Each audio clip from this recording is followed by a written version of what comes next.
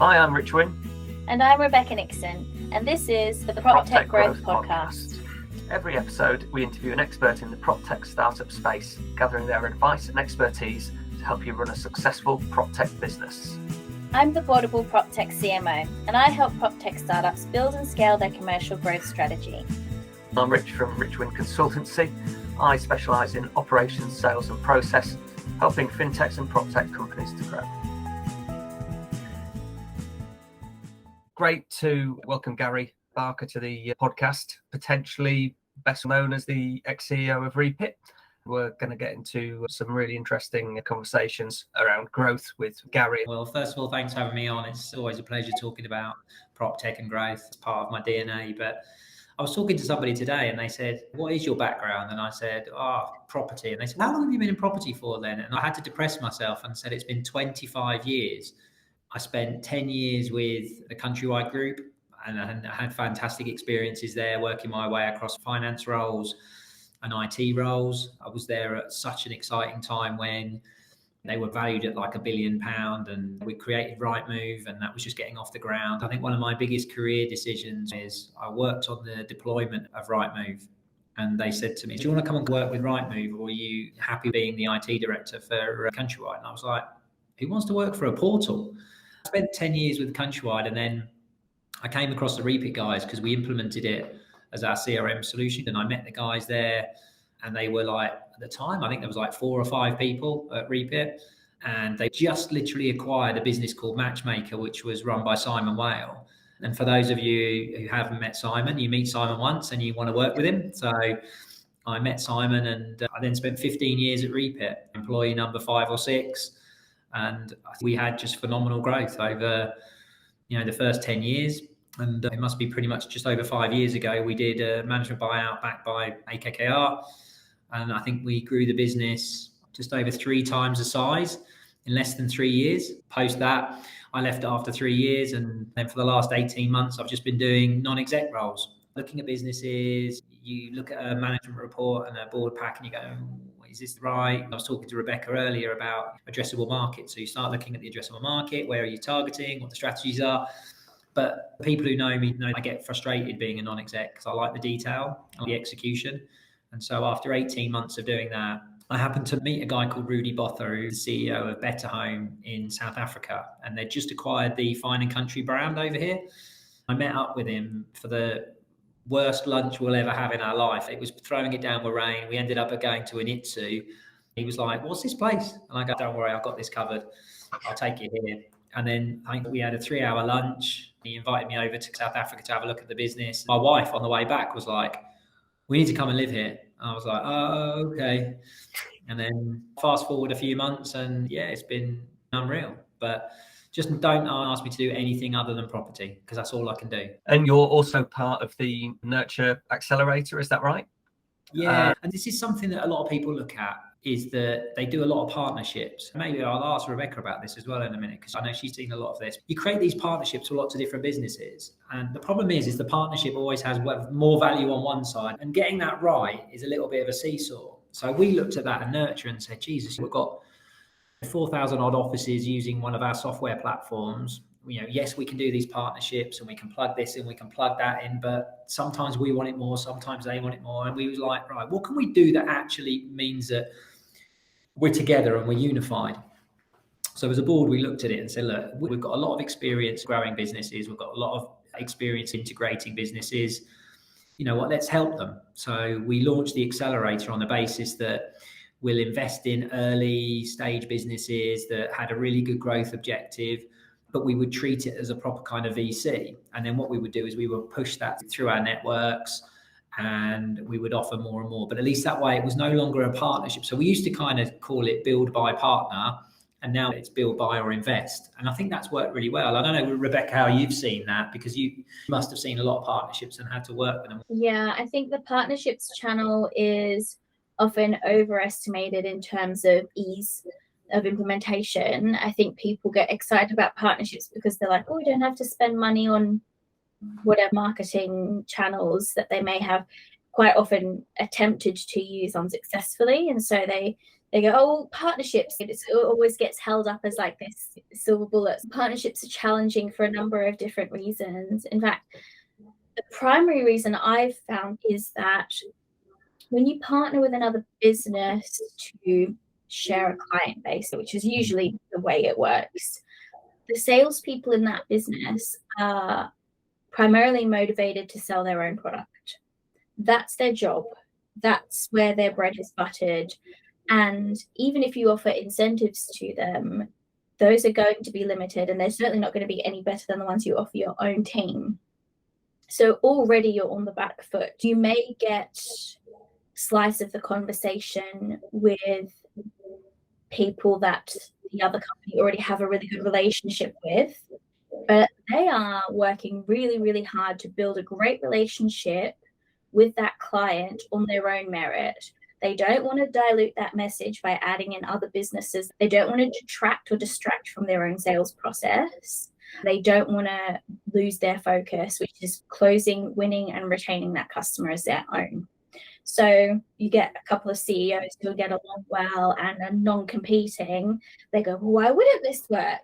And actually, because for all the right reasons, your salespeople are motivated for your business and your products, and they're sold into your vision. So attempting to get them to work on somebody else's pipeline is never going to be anywhere near as effective as you might imagine. And the other reason I find it difficult to work with partnerships is in terms of scaling. It just slows you down and it dilutes your marketing channels. And I don't see this to be negative about partnerships. If you have a good relationship with another business and you've tried a partnership and it's working, then go for it. Don't let me put you off it. But if you are really trying to carve out a niche in a market, you need to be building that relationship directly with your TAM, your total addressable market. You need to know who they are, where they are, what they're interested in, how you can add value to their business and their lives. And that needs to be your full focus. If you can do that, the leads will come in, the relationships will build. And if there are other businesses providing value to them that they find out about through you, they're going to be interested. So that kind of organic partnership growth, I think, is good, that cross-pollination. But in terms of an actual primary marketing channel, I've never seen it produce anywhere near as much revenue as people like to think it might. I think you're spot on with an awful lot of what you say there. And I think you have to have a platform that supports that, don't you? I remember 5 years ago when we did the vision of Reapit and the foundations platform, when we built that platform as a service, the whole idea of it was to do partnerships, but in a really valuable way. It had to be valuable to both sides of the equation. It was valuable to Reapit because we wanted our customer base to get a much better experience, whether it was know your customer, it was e-signatures, or it was SMS, or it was mail marketing solutions. We wanted them in our ecosystem. And because we couldn't integrate with everybody at the time, we really wanted to give our customers a platform where they could do that. And I think that was the only way the partnerships was going to work, where it was properly mutually beneficial. Even to this day, I look at what Foundations is delivering and I sit there proud looking at it going, that was my baby. And we came up with that strategy years ago. And I don't know how many partners there are out there, but it's growing daily. But at least that way it does help tangibly provide some benefits. So you touched on a nurture around the VC side of things.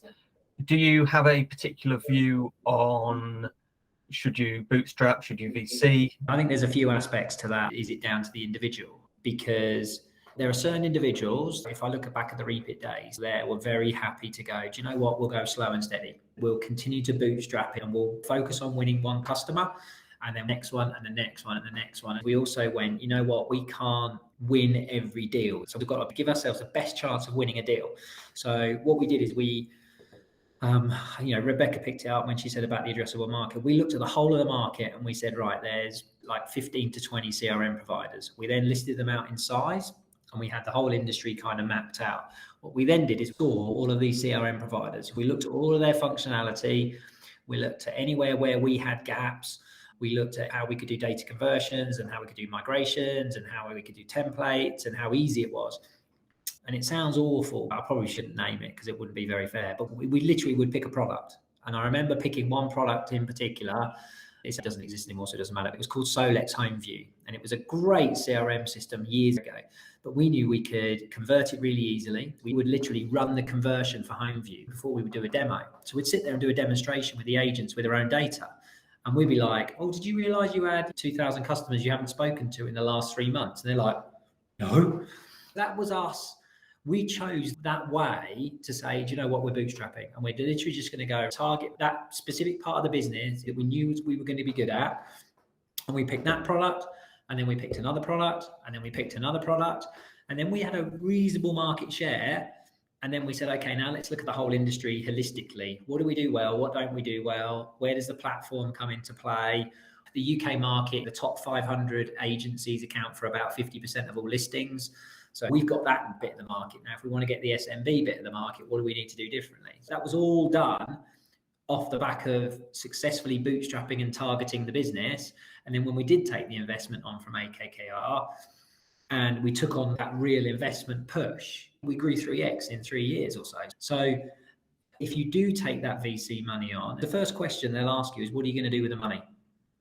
And that sounds really bizarre, but often CEOs of these kind of startups, early stage businesses, they go, we need money. And you go, okay. And I say, okay, what do you need the money for? What is it going to do for you? Well, I want to scale.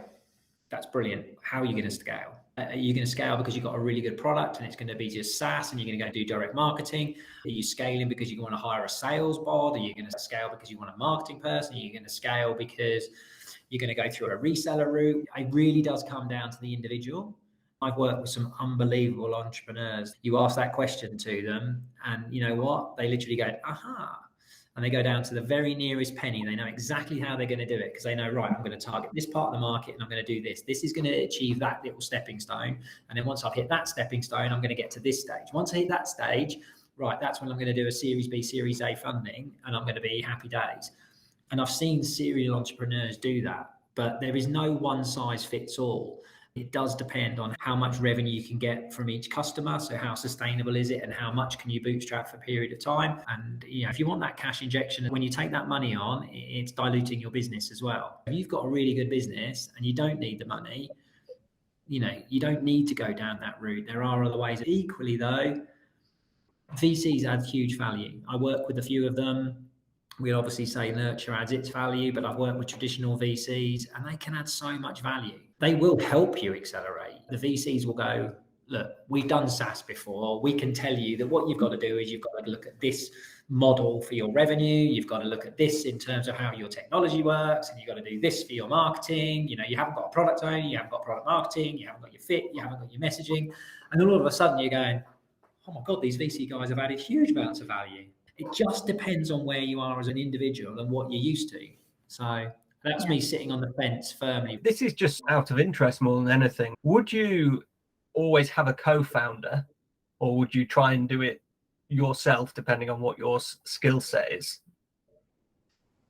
It's really funny actually because I don't know, 72 hours ago, I had the same conversation with a founding CEO and he said to me, I'm looking for a CTO. And I said, are you looking for a CTO? Or are you looking for a co-founder? And he goes, what's the difference? And we had this very conversation about it. And I said, well, are you looking for somebody who's going to tap the keys and be a CTO, who's going to code up product and everything else? Or are you looking at somebody to help with the whole technology strategy? And he sat there and he goes, I think I need a co-founder. I don't think you necessarily need it. Does it give confidence to investors, especially if you've got a good balance across co-founders? If I look at some of the best businesses in PropTech, invariably you've got somebody who's got a vision, who's got an idea, who's entrepreneurial. And then you've probably got the dull person like me that is operational and looks at the detail. Or, you know, Richard, look at yourself. Look at what you do with businesses. It's all about the operational execution. And you need that balance. Some of the most talented founders, really good at getting a business to a certain stage, and then they just have to step out because they can't have a huge team around them. When I look, if I put an investor hat on, I'm looking for co-founders to work together and coexist. If I look at the best entrepreneurial ones in that early stage, often working on their own is actually good for them. We know the volatility in all sorts of verticals with everything that's going on in the world. I see this as something that's not good, but there's so much opportunity when something like this happens. Are there going to be winners and losers in the PropTech space? What do you see coming out of this that's going to help move the industry forward? In a tough market is when the best solutions come forward. And when I say the best solutions, they're the ones that add the biggest value to customers. It becomes a customer value proposition. It doesn't become I can spend more on marketing and everything else. That's gone. If you look back 2 years ago, when we had just come out of that horrible COVID crisis and the housing market was booming, rentals has been going like that for the last few years as well. And so if you had money to market and you could get in front of those people, you stood a decent chance of actually selling to them because they were making enough money that the decisions weren't so scary. But oh man, now that's gone. I've been working in PropTech long enough in 2008 when it absolutely kiboshed. That was one of our best ever years at Reapit because we focused on actually solving a problem. Right now, how can I build your market share? We've got to be value propositioned. Are we going to save you money? If we're going to save you money, how are you going to save you money? I always talk to salespeople about this. They go, it makes you really efficient. You're going to save a head. No, you're not. How many heads have you got? I've got one at the moment. Well, I can't save one head. So that argument is potentially flawed. You've got to get that right. It may well be if you've got 10 people doing that job and you can then bring it down by 1 or 2. I've seen that absolutely demonstrable. But how's this software solution going to generate more revenue, more market share? How am I going to reach more people? Well, it helps me reach more people because we use retargeting or we use AI to actually focus, or we take all your leads and we requalify them for you and we make sure that you're only talking to people that can do it. All of those kinds of solutions make a big difference. I mean, Richard, if you went into a business tomorrow and you go, right, show me your P&L. And then you're going to look at the cost base. In a tough market, cost is one thing. And then the revenue, you can only grow it by a certain amount. So if you're going to grow it by a certain amount, what are you going to do? I hear a lot of people talk about, now's the time to advertise and market and everything else. If you're doing brand marketing, you're wasting your time. We've now got to be product focused. Rebecca, what do you think? I mean, you must see this day in, day out. I do. And it amazes me. This is so many people I speak to. They're like, we're spending 5-10 grand a month on things like PR. And apologies to all the PR agencies out there who work in our space, but in every single startup I've ever worked at, the first thing I've done is fire the PR company. I have yet to meet one that provides measurable ROI for what they do. And they talk about brand recognition, but brand recognition is only worthwhile in the context of lead generation and relationship building and value proposition. Brand recognition in and of itself is just nothing. It's just fluff. Everyone knows who McDonald's is. You're not McDonald's. You're not Apple. You're not Nike. You are a product, and you are selling to businesses who have tight margins and they have investors who are expecting to see a return on that investment. So the first thing I do whenever I go into any business, before I start working with them, I sort of interview a business before I pitch to them. And I am asking them questions that they're sometimes quite taken aback by. I ask them, what's your runway? How many customers do you currently have? What's your ARR? What's your TAM? What's your total addressable market? What's your value proposition to that market? Your existing customers, why do they love your product? That is a really, really key one for me, because so often the messaging that a business is putting out into the world isn't actually in line with why their customers are with them. And people will come to you as a marketing person and they sort of look at you like you're a poetic guru, like you're going to write some amazing tagline that's going to get them loads of customers. And actually, the first thing I do is I go, what are your customers saying about you? Why do they love you? And I take those words, and from that, I craft the messaging. I don't make it up.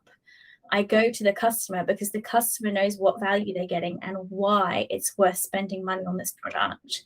And from there, that's where you get the real gold. That's where you get the really amazing messaging that resonates with your market. And you put that out and it becomes this amazing feedback loop of growth.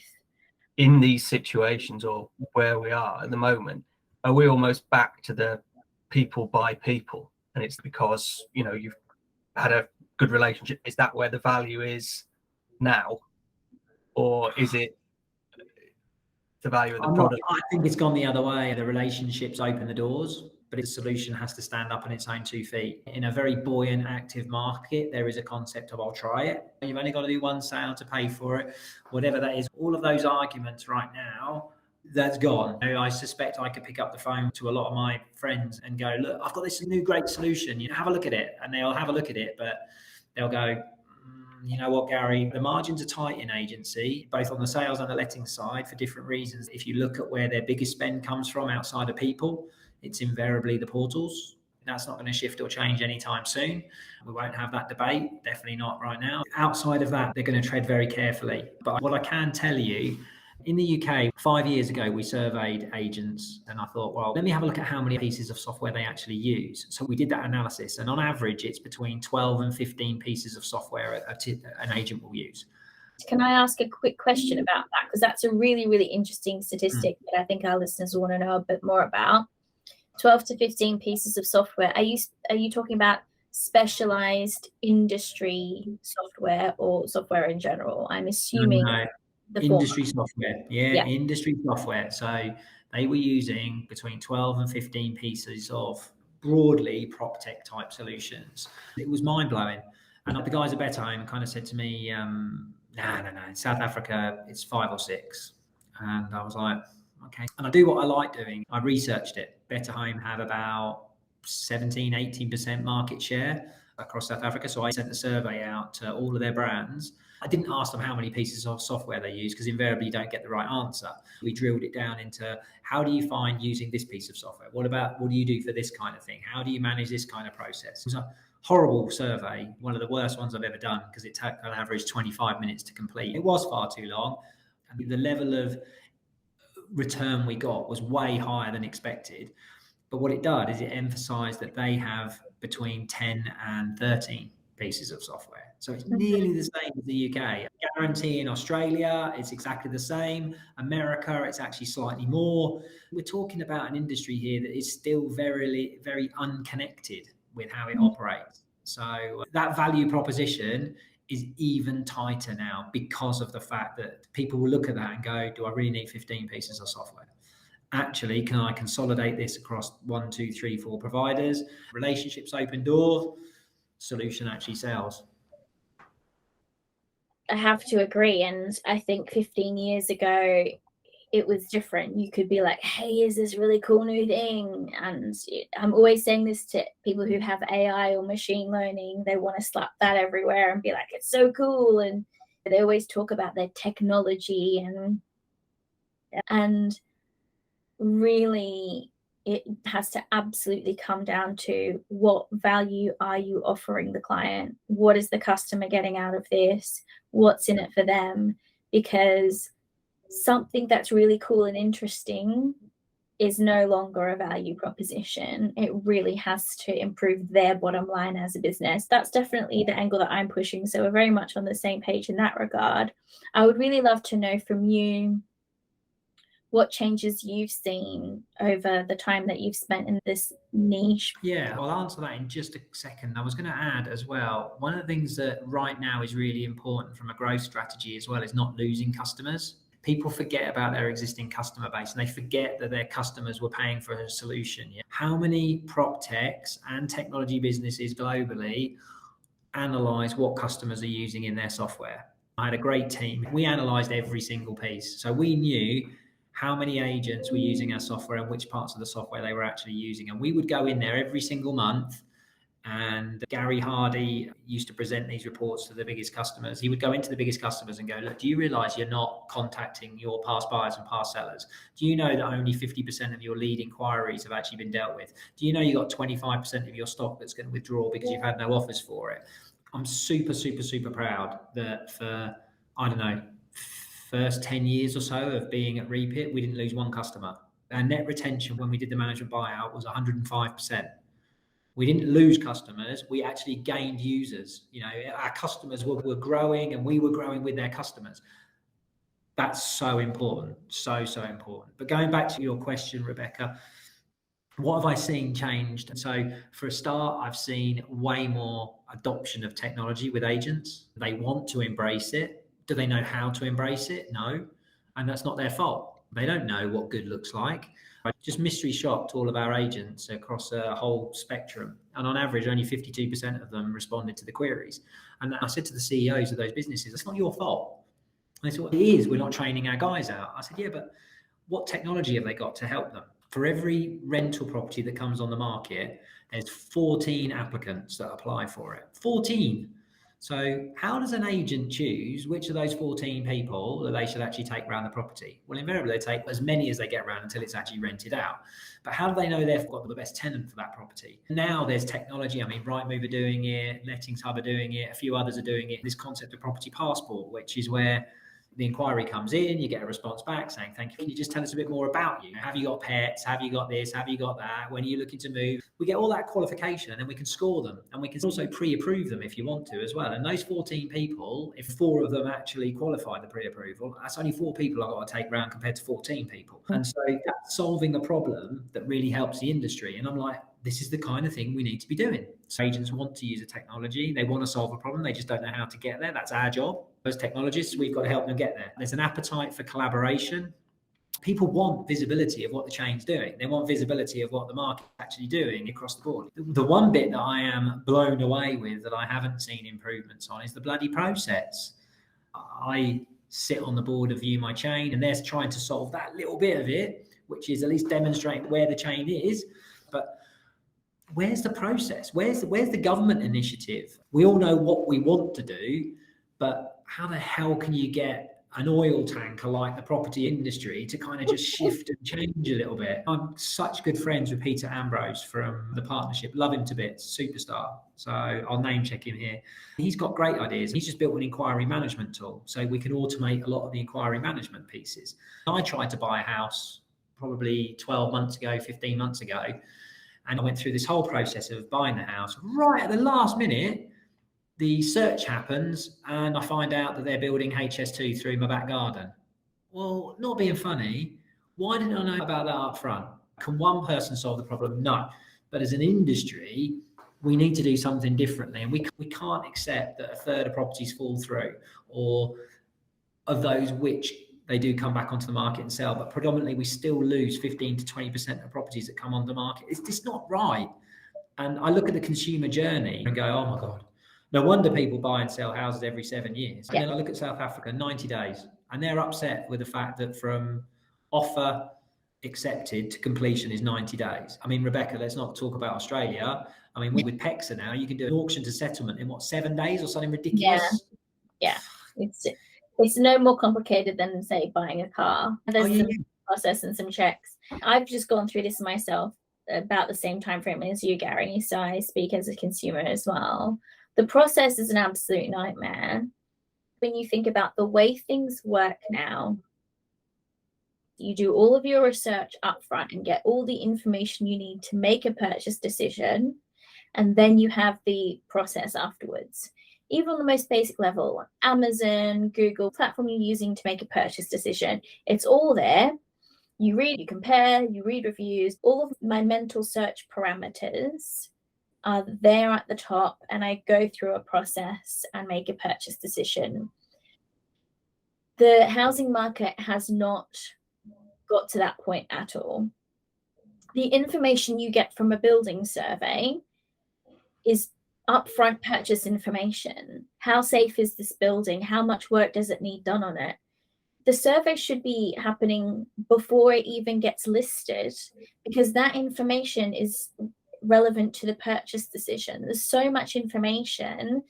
And I found when viewing properties, there was this idea that sellers and agents had, which again, not their fault, but if you just come and see it, I can convince you that it's worth all of that stress and all of that drama. You'll just love it and then you'll buy it. And I'm afraid that people won't do that anymore, and sales fall through every single day because searches come back in a certain way, or the survey comes back with certain results. And sellers and agents would all save themselves a lot of loss and a lot of hassle if they fixed the process and gave buyers that information up front. And actually, you might even open up your market to a whole lot of new buyers who wouldn't have considered the property in the first place, but because they've got this information up front, they're more motivated to buy. That's my view on it. 100%. I'm massively on the page. I built the HIPS technology for Countrywide. I worked with Steve Richmond, who's now the COO of LSL. And I remember picking up the phone to him and he goes, got some horrible news for you. We've just been told it's being canned. And I was like, oh. And I remember at the time, everybody was like, oh, yes, it's great. It's been canned. And now you look back on it and you think, okay, look, it wasn't perfect, but man, if we were to get that upfront information, it's a starting point. It's an entry into it. There's so many different ways of pulling this together. And I just believe that as an industry, we need to kind of step up and do more of this. That for me was the next step of where I would have been taking Reapit, is how the hell do you solve the process? We've got a technology platform that was designed to handle every part of this. I can actually solve that problem. And I know a number of ways in which I would do it, but we've got to go there. Without that, we're not going to see any changes, I'm afraid. That's where I see it going at the moment. I think more of the solutions that connect that industry up together and make it easier to buy and sell. On the new build side, obviously Zoopla, Your Move, have almost got that wrapped up. They have all the information up front because they've built the property. So it is easier in that respect. But there has to be something within that you can do for existing properties. What I would like to see, which is never going to happen, but I think would be really interesting, would be a groundbreaking move if Rightmove stepped forward and said, we are going to change, we are going to do this, we are going to get everything in one place, because it needs someone brave enough to step forward and do that, because all the little companies can try as hard as they want, but we need somebody out of the top 5 biggest companies. Yeah. Otherwise, it's just not going to happen. It's a strategy that I would have to completely change this industry. But if you think about the property industry as a marketplace, if you talk about Amazon and a marketplace, if you wanted to get something now, you go to that marketplace. Property does not have a marketplace. And I spelled out probably a year ago, 18 months ago, what was needed to do it. And you need 1 or 2 of the bigger players, because it does take a massive consumer education piece as well as an industry engagement piece to make it happen. And therefore, to your point, Reapit was never going to be able to solve it because we never had the consumer eyeballs. But by partnering with a Rightmove or a Zoopla, you get that. But there is so much that can be done there. And I would love to solve that problem. I've got probably 7 or 8 ideas over how we would do it and how it would be executed with different providers. Now, if I look at the likes of CoreLogic in the US, if I look at what MRI are doing, if I look at what Zoopla have done and what their ethos was around their platforming, there's so much that can be done there, and the vision can be so much wider than what it currently is at the moment. Our house is our biggest asset, but we don't have anything that captures that asset. Where's the consumer? Where's the consumer technology? How often do we sit at home with pieces of paper and stuff like this? We shouldn't have that anymore. We should know exactly what's going on digitally. There's some cool stuff, I think, that's coming along that if you can get the consumer eyeballs to buy into it and you can get the understanding of what it needs, there's massive, massive opportunity there. Yeah, definitely. And what a great point to finish. What I've taken from this is absolutely huge, and will help us speaking to other people as well. I know you're a busy man. Thank you for your time. There's some really great stuff there. So thank you very much for that, Gary. It's been great to talk to you guys, and I know how much value you add to businesses, and it's good to talk about just technology in general and how we all try and do the right thing in PropTech. You know, we love this industry. It's why we've been doing it for so long. Awesome. Thank you so much, Gary. Amazing. No problem. All right. See you guys later. Take it easy. Yeah, bye. Bye. Thanks for joining us on the PropTech Growth Podcast. To learn more, you can find us on LinkedIn or email proptechpodcast@icloud.com. See you next time.